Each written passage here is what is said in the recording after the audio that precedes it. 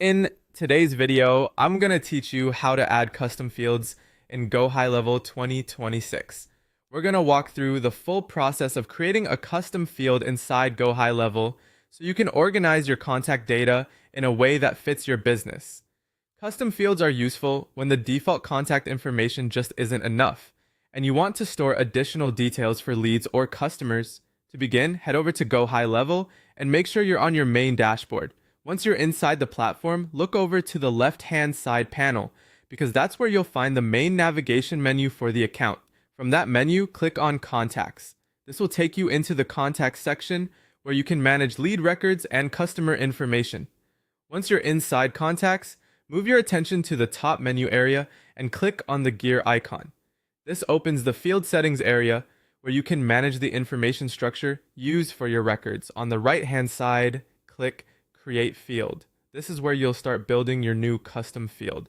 A custom field setup window will open, and now you can begin filling in the details.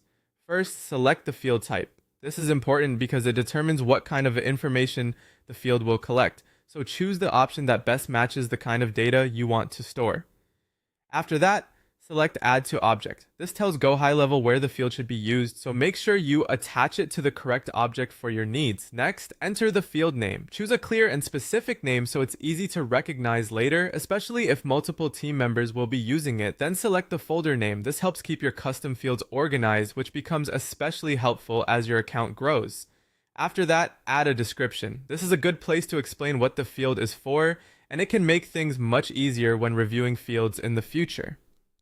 Then set a default value if you want the field to automatically contain a starting value.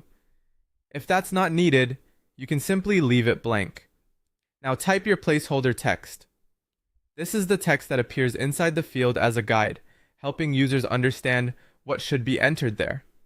As you make these selections, you'll be able to see a live preview in the top right, which is helpful for checking how everything will look before saving. Once everything looks right, click Create Custom Field. That's it. Your new field is now added and ready to use inside Gohighlevel.